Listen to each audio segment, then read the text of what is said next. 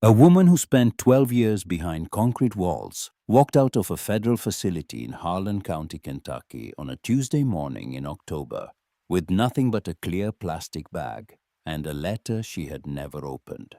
She was 68 years old. Her name was Eleanor Groves, and the first thing she did with her freedom was stand perfectly still on the sidewalk and watch a sparrow land on a telephone wire. Because it had been over a decade since she had seen a bird sit somewhere, it chose to sit. The guards had already gone back inside. Nobody was waiting for her. Nobody had waited for her in a very long time. But what they didn't know, what no one in that town or any town knew, was that the unopened letter in her bag held a hand-drawn map, an iron key, and a secret her dead mother had carried to the grave. Before we go on, if you enjoy stories about second chances and the quiet courage it takes to start over, take a moment to subscribe and stay with us. You won't want to miss what Eleanor finds at the end of that map. The plastic bag held everything the Bureau of Prisons considered hers. A comb with 3 missing teeth, a Bible she had read twice but never believed, a pair of reading glasses with a crack running diagonally through the left lens, $47 in cash money she had earned pressing shirts in the prison laundry at 16 cents an hour, and the letter cream-colored once now the shade of old piano keys, her name written across the front, in handwriting so familiar it made her chest ache. Eleanor Groves. The cursive leaned to the right the way her mother's always had, as if the words themselves were trying to reach somewhere faster than the hand could move. She had received it 11 years and 8 months ago. A guard had slid it through the slot in her cell door on a Wednesday afternoon, and Eleanor had looked at the return address, seen the name Hattie Groves, and pushed it under her mattress, the way you push a hand away from a wound that hasn't healed. She told herself she would open it tomorrow. Tomorrow became next week.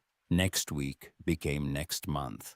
And then the months stacked up like bricks, and the letter became something else entirely. Not mail, not words, just weight. A small rectangular piece of weight she carried from cell to cell, bunk to bunk, year to year, without ever breaking the seal. She had her reasons. The last time Eleanor had seen her mother was 32 years ago in the kitchen of the farmhouse where she grew up. She had been 36 then, already drinking too much, already losing the edges of herself to a grief she couldn't name. She had asked her mother a question that night, a question that had been sitting in her mouth since she was a girl. Who is my father? And Hattie, who had survived drought and widowhood and poverty, and the slow erosion of a body that worked too hard for too long, had done something Eleanor had never seen her do. She flinched. Then she slapped Eleanor across the face. Not hard, but hard enough. And then she turned back to the sink, hands trembling in the dishwater, and said nothing. Not a single word. Eleanor had packed a bag that night and driven away, and neither of them had picked up a phone since. 32 years of silence. Not the kind that comes from forgetting, but the kind that comes from remembering too much and not knowing what to do with it. Now Eleanor stood on a sidewalk in Harlan County with a plastic bag and a cracked pair of glasses and $47, and a letter from a woman who might already be dead. And she realized she had nowhere to go. Not a motel she could afford for more than 2 nights. Not a friend whose number she still knew. Not a single living person who expected her to show up anywhere. She walked. The town moved around her like water around a stone. Cars passed without slowing. A woman pushed a stroller across the street and didn't look up. A man in a feed store doorway glanced at her once, then turned away with the particular quickness of someone who recognized what a person looked like when they came from behind a wall. Eleanor didn't blame him.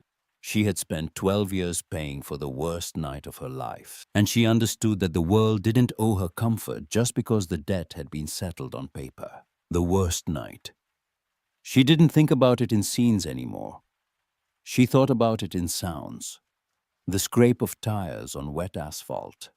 The crack of something that might have been glass or might have been bone. The silence after which was the loudest sound she had ever heard. She had been driving drunk on a back road outside Lexington.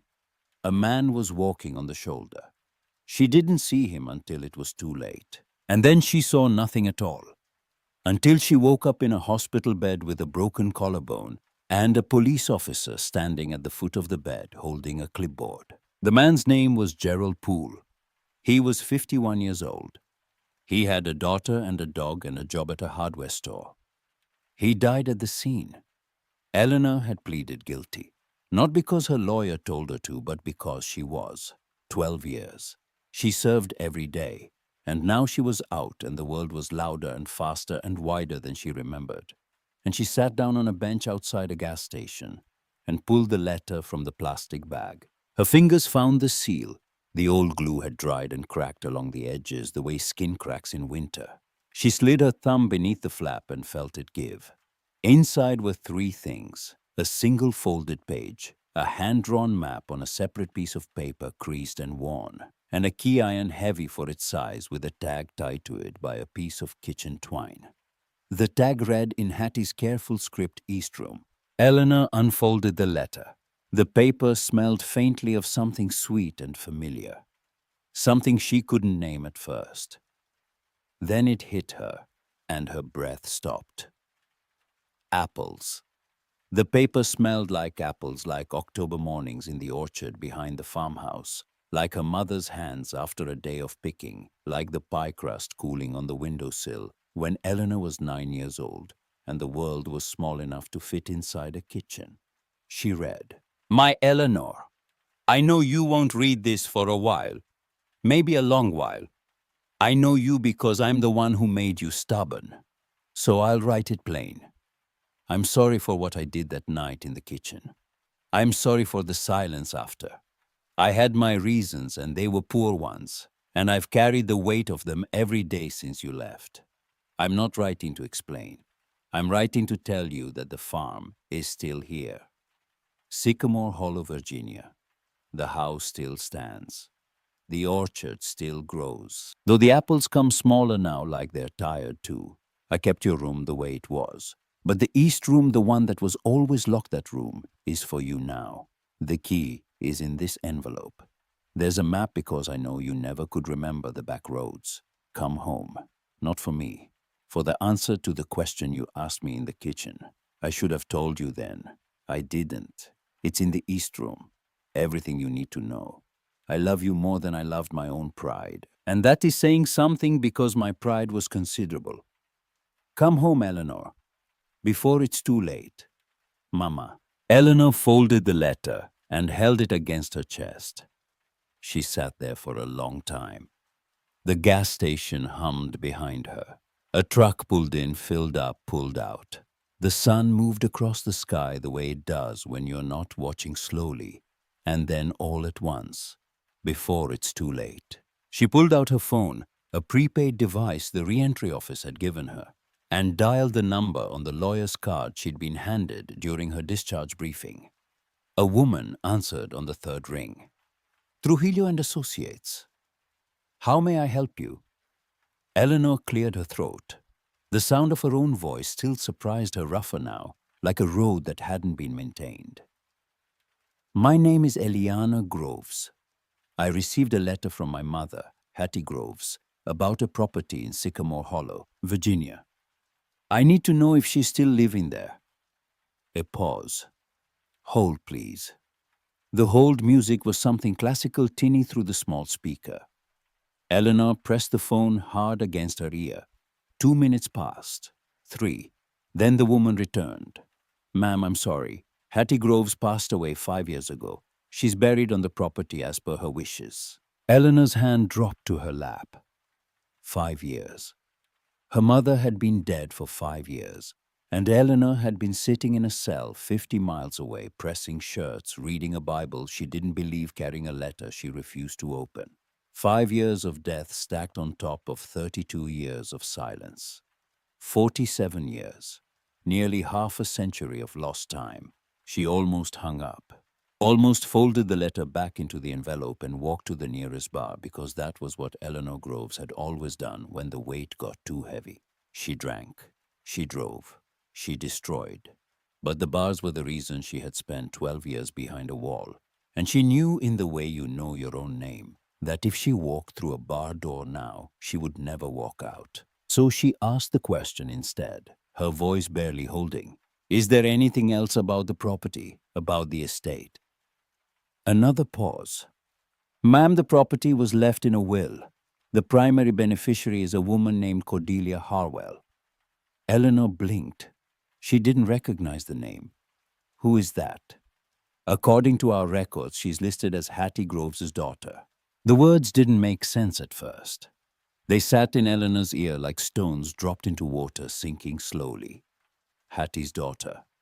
But Eleanor was Hattie's daughter. The only child. That was what she had always been told. That was what she had always believed. Ma'am, are you still there? Yes. Eleanor's voice came out thin, stretched. Who is Cordelia Harwell? I'm afraid I can only share that information in person. There are documents your mother left. Instructions. If you'd like to come to our office in Sycamore Hollow, we can walk you through everything. Eleanor looked down at the map in her hand. The pencil lines traced a route from the highway through a series of back roads up through mountain passes, past landmarks written in Hattie's careful hand, Old Oak, with the split-trunk gas station, with the blue roof left at the stone church. The map ended at a small square labeled Home.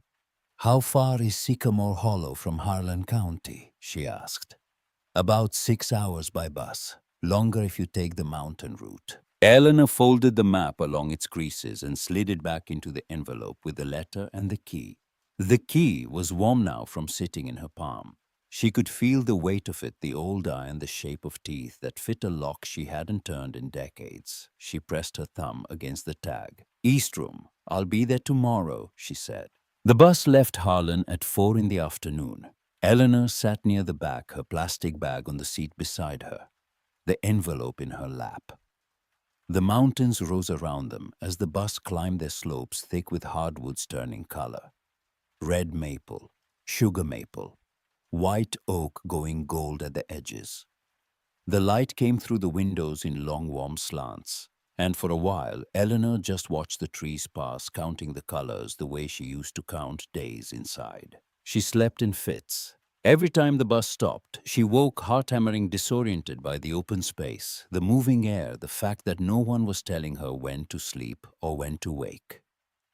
At a rest stop somewhere in the mountains, she bought a cup of coffee with her diminishing cash and stood outside in the cold air breathing. A woman at the next bench was feeding crackers to a toddler. The child laughed, crumbs falling down the front of her red jacket.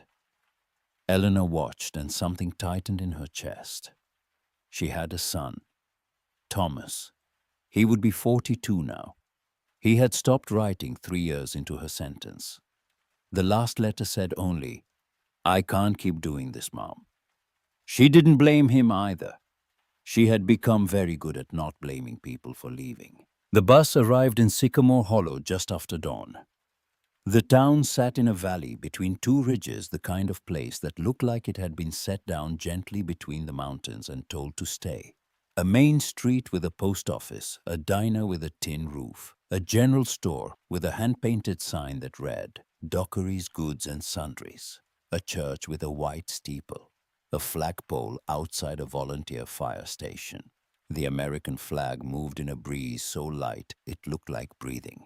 Eleanor stepped off the bus. The air was cold sharp with the smell of fallen leaves and wood smoke, and something else, something sweeter carried from the hillside above town.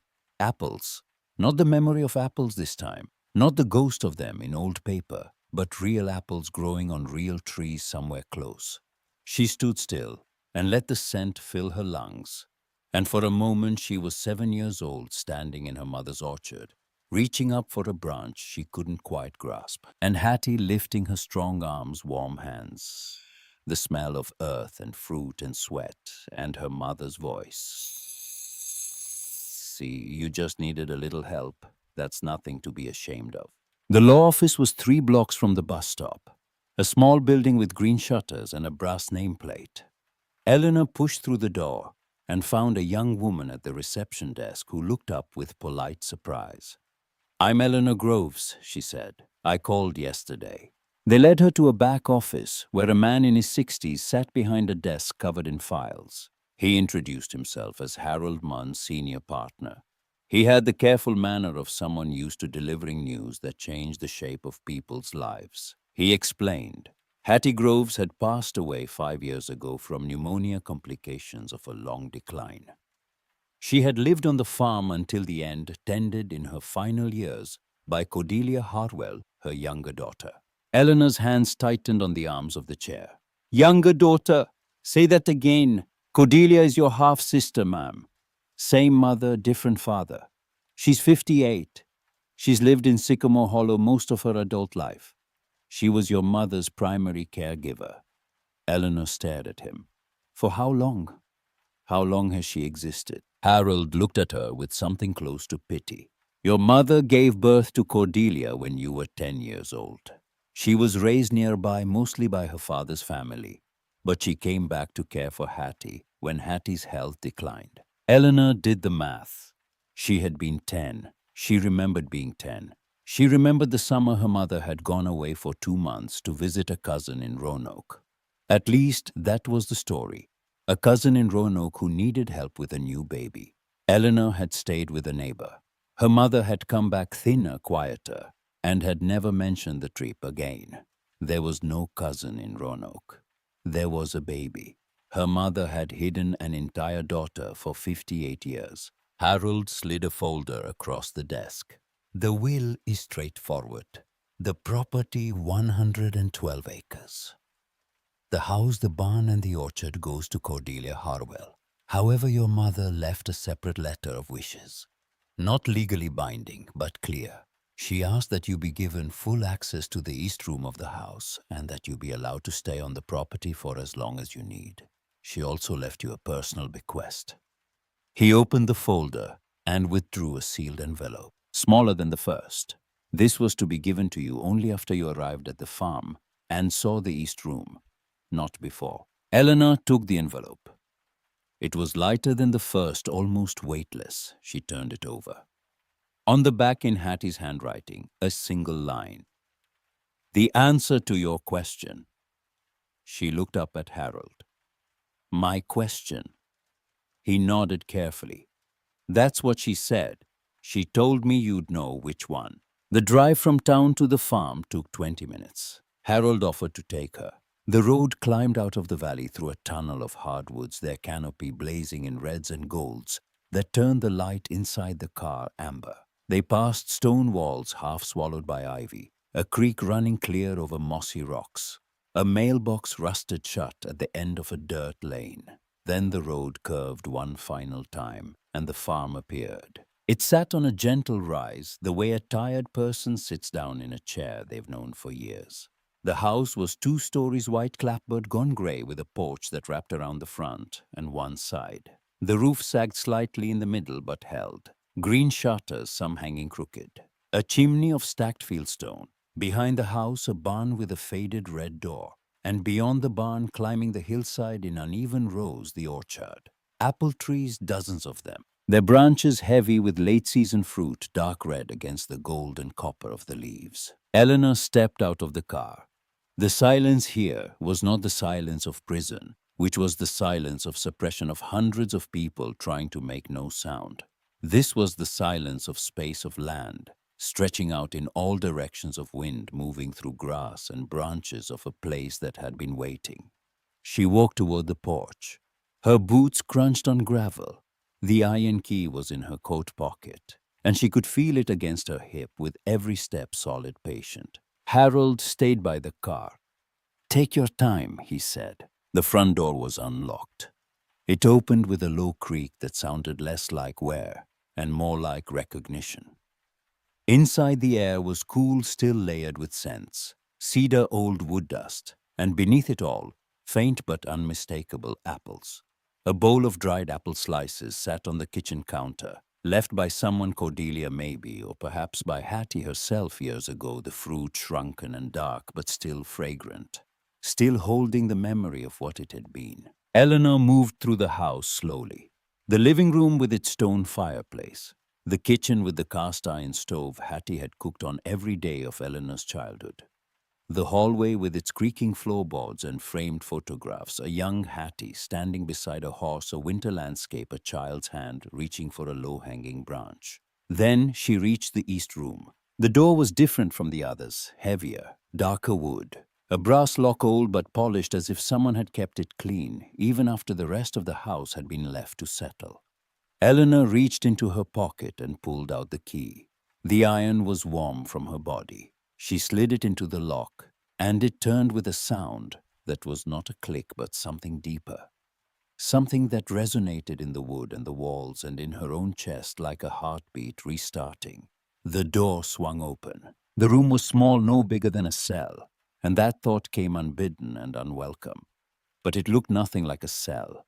The walls were lined with shelves, and the shelves were filled with boxes, envelopes, notebooks. A rocking chair sat in the corner beside a window that looked out over the orchard. On the windowsill, a clay pot held dried apple branches.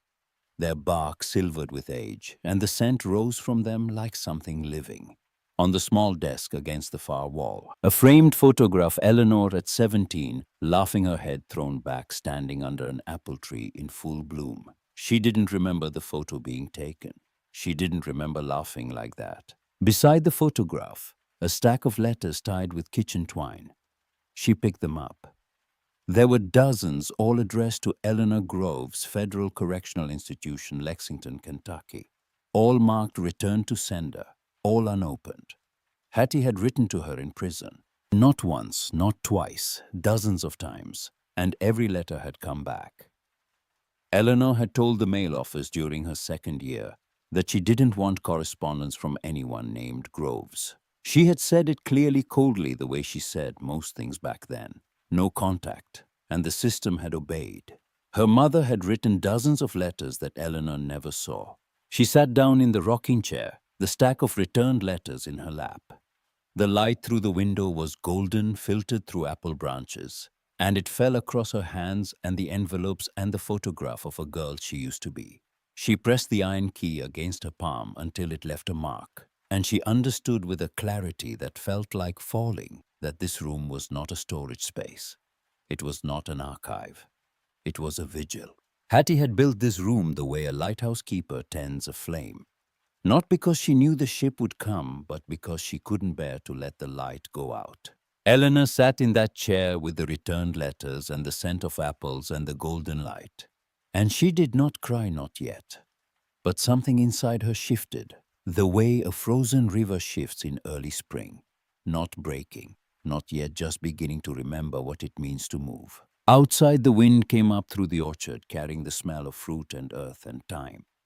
And the key in her hand, warm now, impossibly warm, seemed to pulse against her skin like a second heart, steady and patient and waiting for whatever she would unlock next. She didn't sleep that first night in the farmhouse. She tried. She found blankets in the hall closet, shook the dust from them, and lay down on the couch in the living room, because she couldn't bring herself to sleep in any of the bedrooms. Not Hattie's, not the one that might have been hers as a child, not the East Room, which felt too sacred, too full of things she hadn't yet earned the right to sit beside for long. The couch was short and the cushions had gone flat, and every sound the house made startled her. The tick of cooling wood in the stove, the settle of old bones in the walls, a branch scraping against the upstairs window like a finger tapping glass. In prison, the sounds had been human coughs, murmurs, the distant clang of gates. Here the sounds were older than people. They belonged to the house itself, to the land, to the decades this place had spent breathing without anyone listening. Around 3 in the morning, she gave up and walked to the kitchen. The faucet coughed rust-colored water for a full minute before it ran clear. She filled a chipped mug and drank standing at the sink, looking out the window at the dark shapes of the orchard on the hillside. The trees stood like sentinels against the sky, their branches barely visible, holding fruit she could smell but couldn't see. At dawn, she tried the stove. The cast iron was cold and stubborn, the kind of appliance that required a relationship, not just a match. She twisted the gas knob. Nothing. Tried again. A faint hiss, then silence. She crouched down to check the pilot light, bumped her head on the oven door, and sat on the kitchen floor, rubbing the sore spot on her temple, feeling ridiculous and old and completely out of her depth. She had survived 12 years in a federal prison. She could not light a stove. The front porch offered more success. She sat on the top step with a piece of bread from the stale loaf she'd bought at the gas station in town and watched the sun come up over the ridge. The light moved across the valley in slow waves, touching the treetops first, then the pasture, then the house itself, warming the clapboard until it seemed to exhale. A hawk circled high above the orchard, riding a current she couldn't feel. The sound of tires on gravel broke the stillness. A truck, dark green older model, pulled up the drive and stopped near the barn. A man stepped out slowly, the way people move when they have been doing the same thing for 50 years and see no reason to rush. He was tall, slightly stooped, with white hair cut short, and hands that looked like they had been carved from the same wood as the fence posts. He wore a canvas jacket and boots that had been resoled more than once. He didn't come to the porch. He walked to the fence line along the east pasture, studied a section where two posts had buckled inward, and began pulling tools from his truck bed. Eleanor watched him for a full minute before speaking. "Can I help you?" He glanced over his shoulder. "You, Eleanor?" "Yes." He turned back to the fence. "Walter Finch. I live down the road. Used to help your mother with the heavy work when her knees got bad." He pulled a post from the ground with a practiced twist. "Figured you might need the same." Eleanor came down from the porch. She didn't know what to say to a man who showed up at dawn to fix a stranger's fence without being asked. So she said the only thing that felt honest: "I don't know what I'm doing out here." Walter drove a new post into the hole he'd cleared, tamping the earth around it with the flat of his boot. "That's all right. Your mother didn't either first few years. She learned." He didn't say more than that. He worked, and Eleanor stood beside him, watching how he tested the tension of the wire, how he angled the post to account for the slope of the ground. After a while, he handed her a pair of pliers. "Hold this end.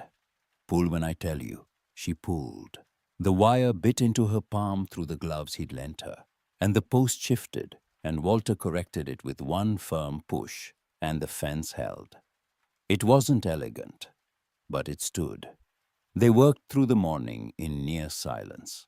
Walter spoke only when instruction was necessary, and even then his words were sparse, shaped like tools themselves, designed for use, not decoration.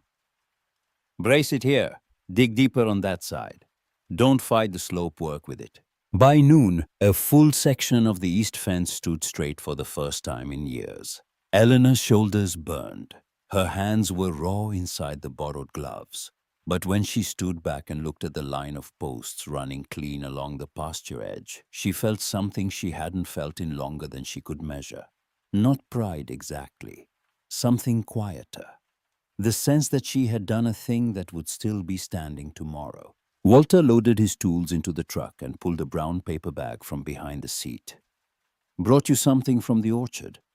Wasn't sure if you'd made it up the hill yet." Inside the bag were apples, a dozen of them small and dark red. The skin slightly rough, imperfect. The kind of fruit that would never sit on a grocery store shelf, but held a sweetness that the polished ones never could. Eleanor bit into one without thinking. The taste hit her like a door-opening, sharp, sweet, layered with something she could only describe as time. These were Hattie's apples, grown from Hattie's trees, fed by Hattie's soil. She stood there chewing, blinking hard, and Walter had the grace to look away, studying the fence line as if it required his full attention. He left without ceremony, said he'd be back in a few days to check the corner posts. Eleanor watched the truck disappear down the road, then walked back inside, carrying the apples in the crook of her arm like something precious. That afternoon she returned to the East Room. The returned letters sat where she'd left them, tied in their bundle on the desk. She pulled the first one free and opened it carefully. Hattie's handwriting filled the page, steady and direct, the way she'd spoken when she was being serious. "Eleanor, I know you told them not to let my letters through. I'm writing anyway. Maybe someday one will slip past. Maybe someday you'll change your mind. The orchard had a good year. The wine saps came in heavy. I put up 30 jars of applesauce and gave half to the church. Walter Finch helped me reshingle the barn roof. His knees are as bad as mine now, but neither of us will admit it. The house misses you. I miss you. But I'm not writing to make you feel guilty. I'm writing because writing to you is the only way I know how to keep you close. Love, Mama. Eleanor opened the next one. And the next. Each letter was a small window into the life Hattie had lived without her. The seasons, the repairs, the quiet rhythms of a woman growing old on a piece of land she refused to leave. Some were only a few lines. Fine day. Fix the gate. Saw a fox in the lower pasture. Thought of you. Others ran longer, circling around subjects that Hattie approached the way you approach a wild animal, carefully from the side. One letter dated 4 years before Hattie's death made Eleanor stop breathing. I went to see you. Drove all the way to Lexington. Sat in the parking lot for an hour. Finally went inside and gave them my name. They said you'd refused visitors. All visitors. I asked them to try. They tried. You said no. I sat in the waiting room for another hour after that, thinking maybe you'd change your mind. You didn't. I drove home in the dark. The mountains looked different on the way back. Smaller maybe. Or maybe I was the one who'd shrunk. I went 2 more times after that. Same answer every time. I want you to know I came. I want you to know I sat in those plastic chairs and waited. I didn't stop trying. I just ran out of ways. Eleanor set the letter down. Her hands were shaking. She remembered those visits now not as events, but as disturbances. A guard coming to her cell saying her mother was in the lobby, and Eleanor shaking her head without looking up from her laundry. No, not today. Not ever. She had convinced herself it was strength, a boundary, the kind of hard edge a person needed to survive inside. But Hattie had driven 5 hours each way, 3 times, and Eleanor had sat behind a wall and refused to walk 30 feet. She closed the letter and pressed the heels of her hands against her eyes. The scent of dried apples drifted from the windowsill, steady and patient. The same way it had drifted when she was a girl. The same way it would drift long after she was gone. Some smells outlast the people who make them. Some vigils outlast the ones who keep them. The next morning, she woke early stiff from the couch and walked up the hillside to the orchard. The trees were gnarled and overgrown, their branches tangled with years of neglect, but they were alive. Fruit hung in clusters, some fallen and browning in the grass, some still clinging, still ripening, refusing to let go. She found a pair of pruning shears in the barn and began to cut. She didn't know the technique, just the instinct: remove what's dead, make room for what's growing. She worked until her arms trembled. By mid-afternoon, 3 trees stood cleaner, their shapes visible again beneath the overgrowth, like faces emerging from behind curtains. She gathered the fallen apples into a bucket and carried them to the porch. A car she didn't recognize was parked in the drive. She found the woman standing in the kitchen, hands flat on the counter, looking around the room with the kind of familiarity that only comes from years of walking through a space. She was younger than Eleanor, late 50s, with short gray-brown hair and lines around her mouth that suggested a lifetime of holding words back. She wore practical clothes boots, a quilted vest, jeans worn soft at the knees. When she turned and saw Eleanor in the doorway, her expression did something complicated. It hardened and softened at the same time. Eleanor's voice came steady, though her chest had gone tight. "You must be Cordelia." The woman's jaw set. "And you must be the one who couldn't be bothered to come home while she was still alive." The words landed like stones dropped from a height. Eleanor didn't flinch, but she felt them every syllable. Cordelia crossed her arms. "I fed her. I bathed her. I drove her to every doctor's appointment for 8 years. I held her hand when she forgot my name and called out for yours. Every morning. Every single morning she'd look at me and say, 'Is Eleanor here yet?' She didn't wait for Eleanor to respond. 'I know who you are. I know what you did. I know why you were in prison. And I know she wrote to you, and you sent every letter back. So tell me why you're here now, standing in her kitchen, when you couldn't stand in it when it mattered." Eleanor set the bucket of apples on the floor. The kitchen was very quiet. Light from the window fell across the counter between them, cutting the room in half. "I'm not here to take anything," Eleanor said. "Not the house, not the land. The lawyer told me it's yours. I know that." "Then what do you want?" Eleanor looked at the counter at the place where Hattie's hands must have rested 10,000 times. "She came to me in a letter. She told me to come here and open a room she'd kept locked. She told me there was an answer to a question I asked her a long time ago. I came for the answer." Cordelia stared at her. Her eyes were wet, but her voice stayed hard. "You came for an answer. I gave up 8 years of my life. I watched her disappear piece by piece. And you came for an answer." Eleanor met her gaze. "I also came because I was wrong. About a lot of things. Maybe about everything. I'm not asking you to forgive me. I'm asking you to let me stay long enough to read what she left." Cordelia looked away out the window toward the orchard. A long silence passed. The only sound was the tick of the old clock in the hallway. "She talked about you every day," Cordelia said, her voice lower now. "Even at the end when she couldn't remember what year it was or what she'd had for breakfast. Your name was the last thing she held on to." She gripped the edge of the counter. "Do you have any idea what that's like, to care for someone day and night, and know that the person they're calling for is someone who walked away?" Eleanor's throat closed. She didn't have words for it. There were no words for it. So she stood there and let the silence hold what language couldn't. Cordelia wiped her eyes with the back of her hand.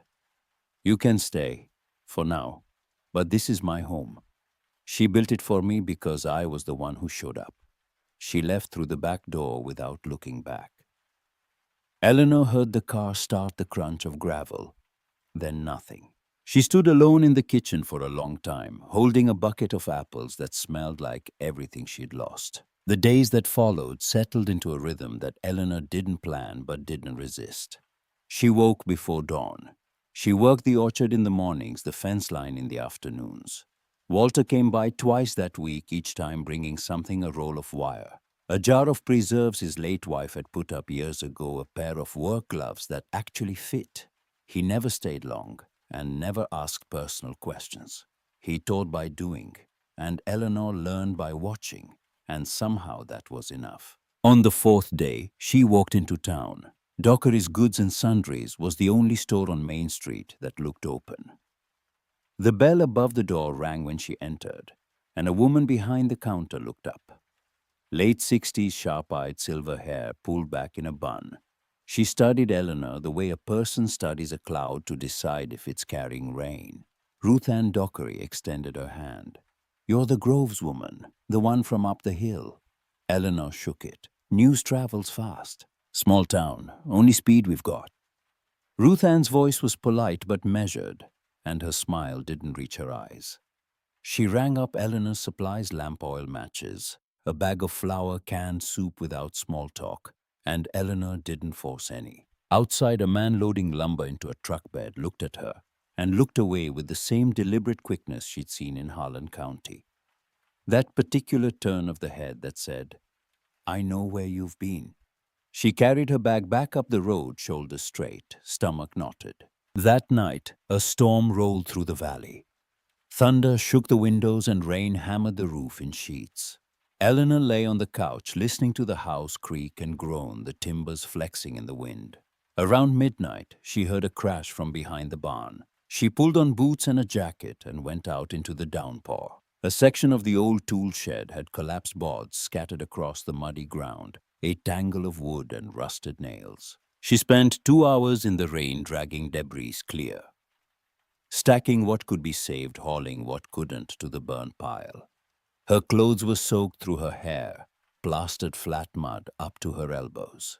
It was miserable work, the kind of work that offered no reward except completion. When dawn came, the valley was washed clean. Mist rose from the fields in slow curls. Eleanor stood by the shed, exhausted, surveying the damage when a truck pulled up the drive. Not Walter's, a flatbed she didn't recognize. Ruth Ann Dockery stepped out, looked at the fallen shed, looked at Eleanor standing in the mud, and said nothing for a moment. Then she reached into the truck bed and pulled out a box. Brought this. Figured you might need it after last night. Inside the box was a battery-powered lantern, a thermos of hot coffee, and a plastic-wrapped plate of biscuits and gravy still warm from someone's kitchen. Eleanor looked at the box, then at Ruth Ann. Ruth Ann shrugged. Hattie helped my mother once. Long time ago. Pulled her car out of a ditch in a snowstorm when nobody else would stop. I don't forget that kind of thing. She looked at the shed wreckage. You need a hand clearing this. They worked together for most of the morning. Ruth Ann didn't mention prison, didn't mention Eleanor's past. She talked about the weather, the town, the way the creek flooded every spring. She talked about Hattie's apple butter, which had been famous at the county fair for 15 years running. She talked the way people talk when they've decided to give someone a chance but aren't ready to say so out loud. When she left, Eleanor sat on the porch step and ate the last biscuit and drank the cold coffee and felt something shift beneath the weight she carried. Not the weight of prison, not the weight of guilt, something smaller, something she hadn't expected.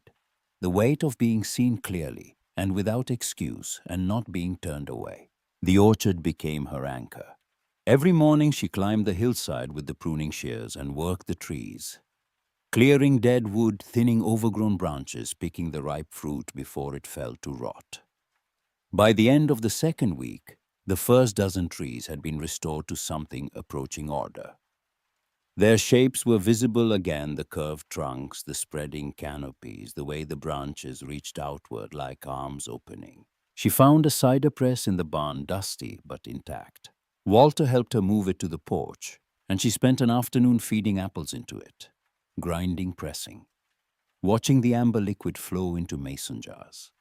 The smell filled the yard, thick and sweet, and when she poured the first glass and tasted it, the flavor was so close to what she remembered that she had to set the glass down and walk to the far end of the porch and stand there with her back to the house until she could breathe again. That evening, she brought a jar of cider to Cordelia's door.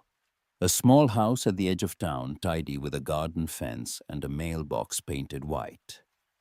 Cordelia opened the door and stared at the jar. From the orchard, Eleanor said. From Mama's trees. Cordelia took the jar slowly. She held it up to the porch light, turning it, watching the amber liquid catch the glow. She used to make this every October, Cordelia said. Set up the press right where you found it. She wouldn't let anyone help, said the pressing was between her and the apples.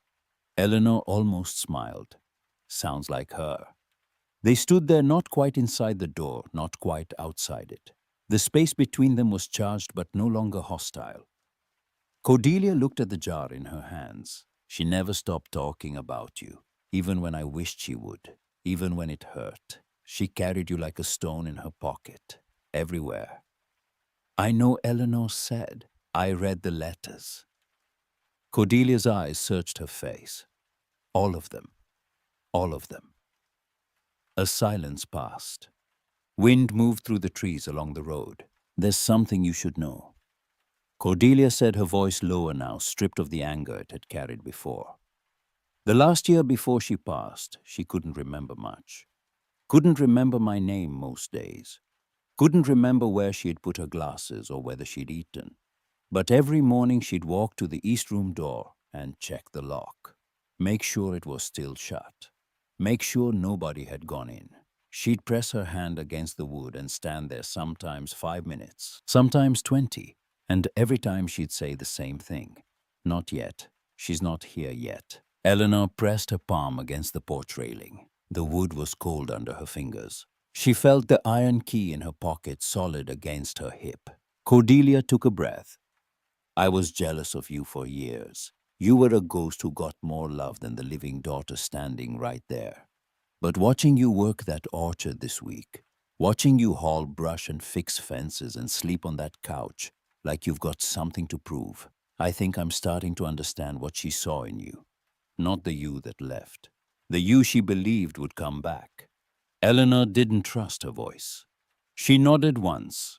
Good night, Eleanor. Good night, Cordelia. She drove back to the farm with the windows down, the cold air rushing through the cab, carrying the scent of wood smoke and leaves, and the last sweetness of the season. The orchard glowed faintly in the moonlight. As she pulled up the drive, and for a moment she sat in the truck with the engine off, looking at the house and the barn and the hillside, letting the stillness press against her like a hand on her shoulder. Inside, she lit the lantern Ruth Ann had given her and carried it to the east room. She sat in the rocking chair and picked up Hattie's letters where she'd left off. Deep in the stack between a note about a late frost and a recipe for apple butter, she found an envelope thicker than the rest. Inside was a letter in different handwriting, smaller, more careful with the measured strokes of someone writing something they'd rehearsed. It was addressed to Hattie, not to Eleanor. It was private. But Hattie had placed it here in this room, in this stack deliberately. Eleanor read, Dear Hattie, I've thought about this letter for a long time.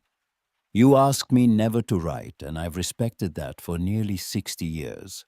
But I'm old now, and you're old now, and I think the truth deserves to breathe before we're both in the ground. Eleanor is my daughter. I've known it since the day she was born and looked up at me with my mother's eyes. I stayed away because you asked me to, because I was married, because I was a coward. But I watched her grow from a distance. And I want you to know that not a day passed when I didn't think of her. I'm not asking for anything. Not forgiveness, not contact, not recognition. I'm just asking you to tell her when the time comes that she was not an accident. She was the most deliberate thing I ever did, even if I did it wrong. With respect, Franklin Finch. Franklin Finch. Walter's last name was Finch. Eleanor set the letter down. Her hands were steady, but inside something was collapsing and rebuilding at the same time, the way a riverbank falls away in spring, only for the current to shape something new downstream. Walter Finch, who had shown up at dawn to fix her fence. Walter Finch, who had handed her apples from her mother's orchard and looked away while she cried. Walter Finch, whose father had written a letter 60 years ago confessing that Eleanor was his child. Walter was her brother, half-brother, same father, different mothers. The same way Cordelia was her half-sister. Same mother, different fathers. Eleanor sat in the rocking chair in the room her mother had built for her and understood for the first time the full shape of what Hattie had been carrying. Not one secret. A constellation of them, daughters hidden, fathers' unnamed love folded into locked rooms, and returned letters and orchards tended in silence for decades. She picked up the iron key from the desk and held it in both hands. It had opened this room. It had opened the letters. And now it had opened a truth that changed the shape of every relationship she'd walked into since arriving in Sycamore Hollow. The lantern flickered. Outside, the wind moved through the orchard with a sound like whispered conversation. Branches brushing branches, leaves turning over in the dark. Eleanor sat perfectly still, the letter in her lap, the key against her palms, and the question that had driven her here. Who is my father? Answered at last, not with comfort, but with the kind of truth that takes everything you thought you knew and lays it out on a new table in a new light, and asks you to decide what you're going to do with it now. She did not sleep that night. She sat in the rocking chair until the lantern burned low and the first gray light crept through the window, and the orchard emerged from darkness, tree by tree, and the scent of apples rose again through the cold morning air. Patient and sweet and ancient, the way some truths are not gentle, not cruel, just there, waiting for someone brave enough to hold them without looking away. She sat with the letter for 3 days. She didn't eat much. She didn't work the orchard. She didn't answer when Walter's truck pulled up on the second morning, and he knocked twice, waited, then drove away. The truth had not set her free. It had rearranged the furniture of her entire life, and she kept walking into things in the dark. Franklin Finch, a married man, a coward by his own admission, a man who had watched his daughter grow from a distance and never once crossed the space between them. And Walter, the man who had shown up with fence posts and pliers and quiet patience, who had handed her apples and taught her how to brace a corner post, was the son of that man, her brother, her blood, and he had never said a word. On the third morning, Eleanor put on her boots and walked. Not to the orchard, not to the barn. She walked past the property line down the dirt road through the valley, where mist still clung to the creek bed. She walked until her legs ached and her breathing came hard, and then she sat on a stone wall at the edge of someone else's pasture and stared at the mountains. She wanted to run. The old instinct was still there, sharp as a blade beneath scar tissue. She had spent her whole life running from her mother, from the truth, from the worst night on that dark road in Kentucky, from the sound of her own name spoken with love. Running was the only skill she'd ever perfected. But Hattie's voice came to her. Then not from the letters, not from memory exactly, but from somewhere deeper, the place where the things people teach you live after the teaching is done. The iron key sat heavy in her coat pocket. She pulled it out and turned it in her fingers. It had opened the east room. It had opened the letters. It had opened the truth about her father. Each lock a different kind of pain. Each door a different kind of reckoning. And she was still here, still breathing, still sitting on this stone wall with the mountains in front of her and the farm behind her. And neither the mountains nor the farm had asked her to be anything other than what she was. She stood and walked back. Walter's truck was in the drive when she reached the house. He was sitting on the porch step, hands folded, looking at the orchard the way a person looks at something they've known their whole life. He turned when he heard her boots on the gravel, and his face held something she hadn't seen there before. Not guilt exactly. Something closer to exhaustion. The kind that comes from carrying a weight in silence for too long. Eleanor stopped at the bottom of the steps. She pulled the letter from her coat pocket, the one Franklin Finch had written to Hattie. She held it up. Walter looked at it. His jaw tightened. Then he nodded once slow, like a man confirming something he'd been expecting for years. She sat down beside him. The porch wood creaked under their combined weight. Neither spoke for a long time. The sun was climbing the ridge, warming the air in slow degrees, and the orchard threw long shadows across the pasture. Walter broke the silence first, his voice rougher than usual. I was 14 when my father told me. Sat me down in the barn after chores, said there was something I needed to know. Said he had a daughter. Said her name was Eleanor. Said I had a sister I might never meet, and that I needed to carry that quietly, because the telling of it would hurt people he loved. Eleanor pressed her palms against the step. The wood was cold under her hands. Did you know when you came here that first morning? When you showed up to fix the fence, Walter looked at the mountains. I knew the day your mother told me you were coming.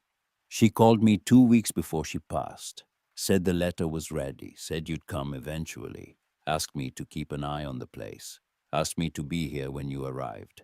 But she told me not to say anything until you found the letter yourself.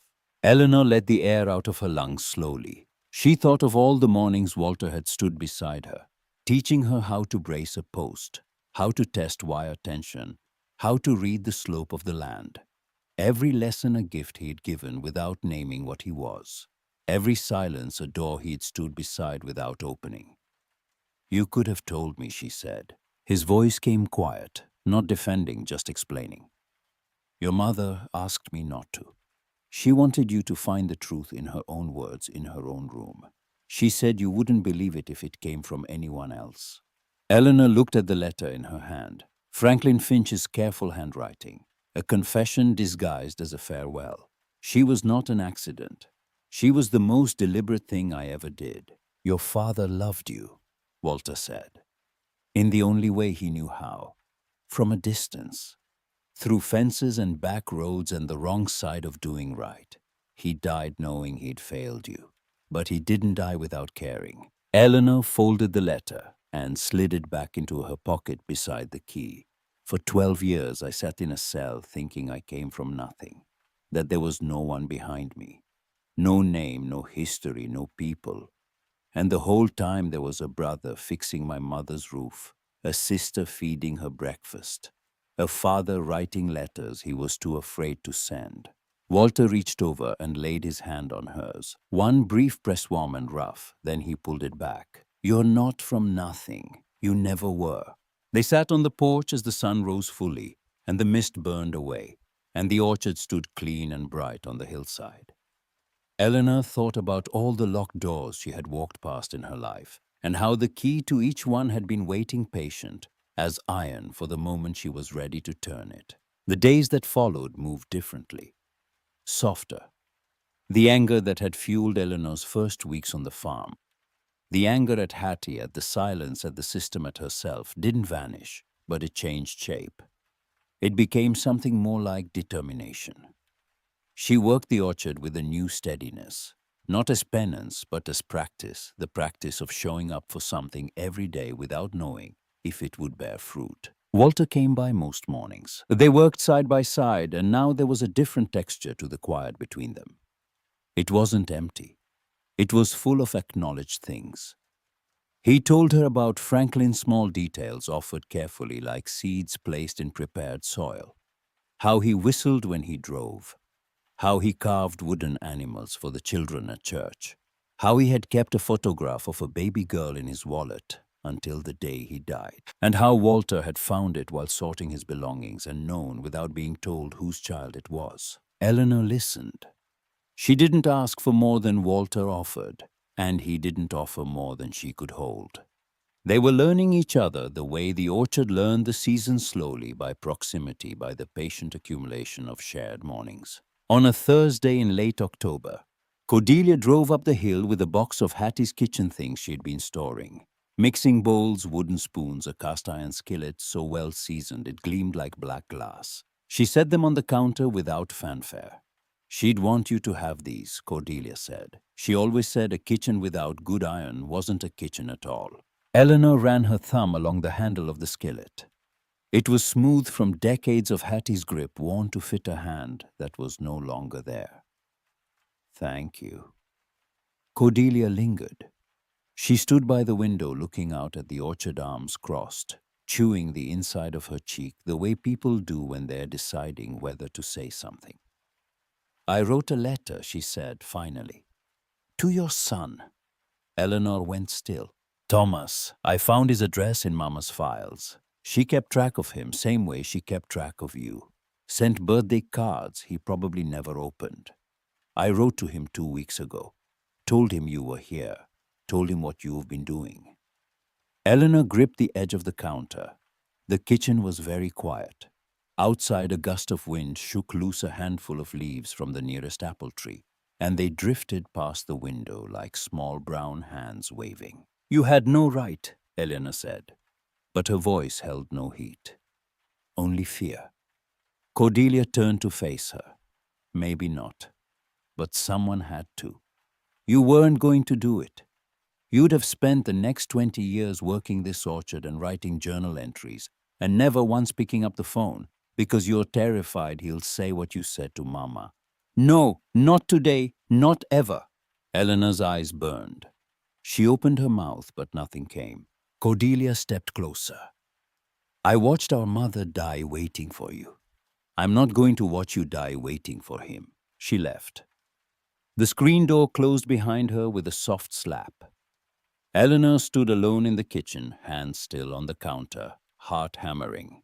The skillet sat beside her, black and solid and warm from the sun through the window. She picked it up and held it with both hands, feeling the weight of it, the decades of use embedded in its surface. And she thought about all the meals Hattie had cooked in this pan, and all the mouths she had fed, and all the love she had pressed into the metal with nothing but heat and patience and time. She put the skillet on the stove and lit the burner. This time, it caught on the first try. He came on a Sunday. Eleanor was in the orchard on her knees between 2 trees, clearing the last of the fallen fruit from the ground. The morning was cold, the sky a pale washed blue, the kind of autumn light that makes everything look like a photograph of itself. She heard the car before she saw it. a sound that didn't belong to Walter's truck or Cordelia's sedan or Ruth Ann's flatbed. Something quieter, newer, unfamiliar. She stood slowly, dirt on her knees, pruning shears still in her hand. A dark car had stopped at the end of the drive. A man got out. He was tall, broad-shouldered, wearing a jacket zipped to the collar against the morning chill. He stood beside the car for a long moment, hands in his pockets, looking at the house, the barn, the orchard on the hill. Then he looked up and saw her. Thomas. He was 42. She did the math the way she always did, subtracting backward from the present, counting the years like coins. He had been 30 when she went to prison. The last time she'd seen his face, it had been tight with an anger so deep it looked like calm. His last letter had arrived 3 years later, a single line on a single page, and then nothing. 11 years of nothing. He didn't walk toward her. He stood at the bottom of the hill, hands still in his pockets, shoulders drawn up against the cold or against something else. Eleanor set the pruning shears on the ground. She wiped her hands on her jeans. She started down the hill. Each step felt like crossing a year. 40 steps, 42 years, a lifetime of distance compressed into a slope of grass and fallen leaves. She could see his face more clearly now. He had her jaw, Hattie's jaw. The same stubborn line that ran through 3 generations of women who didn't know how to say what they meant, but meant everything they couldn't say. She stopped 10 feet from him. The space between them was small enough to cross in 2 strides, and wide enough to hold everything that had gone wrong. Thomas didn't speak. His eyes moved across her face, cataloging the changes, the lines, the gray, the way 12 years behind a wall had thinned her, but not broken her. She let him look. She owed him that. Then she reached into her coat pocket and pulled out the iron key.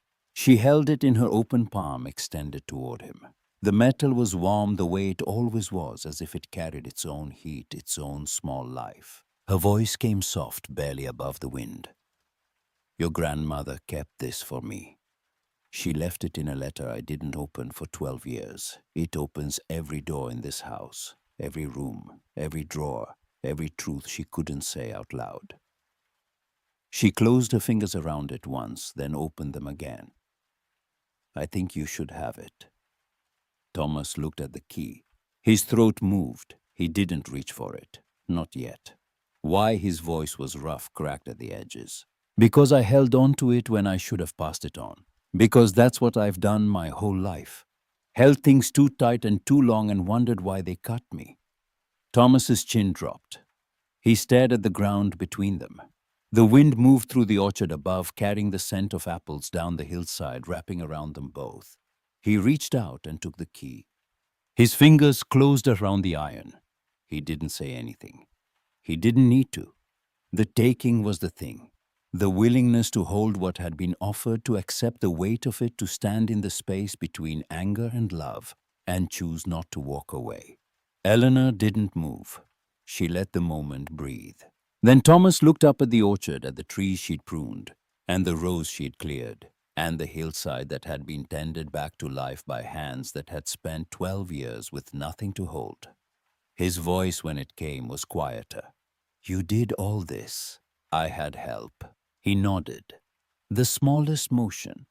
Then he turned toward the house, and Eleanor walked beside him, and neither of them spoke, because some things are not built with words. They are built with steps taken in the same direction, with doors opened, and walked through together, with the slow, holy act of showing up and staying. That evening, they all sat on the porch. Eleanor, Thomas, Cordelia, Walter. 4 people connected by blood and silence and secrets, and the stubborn refusal of one old woman to let any of them disappear.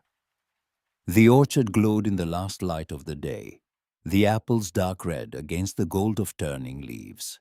The air smelled of cider and wood smoke and frost, the particular scent of a Virginia autumn settling into its fullest expression. Nobody said much.